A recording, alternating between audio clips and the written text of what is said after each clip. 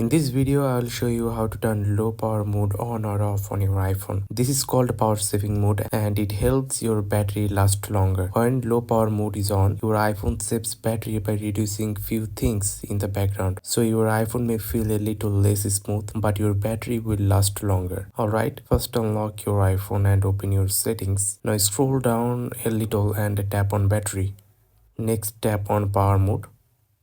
And right here you will see low power mode. Just tap the switch to turn it on or off, and when low power mode is on, your battery icon at the top will turn yellow. Now let me show you the fastest way to do this. Swipe down from the top right corner of your screen to open control center, and here you'll see the battery icon. If you don't see battery icon here, then tap on this plus sign at the top left corner. Now tap on add a control. Now search low and select low power mode, and that's it. Now tap on this button to turn off and on the low power mode on your iPhone. Now you know how to turn low power mode on or off on your iPhone. If this video helped you, then don't forget to like this video and subscribe to the channel. Thanks for watching, and I will see you in the next video. Till then, take care. Goodbye.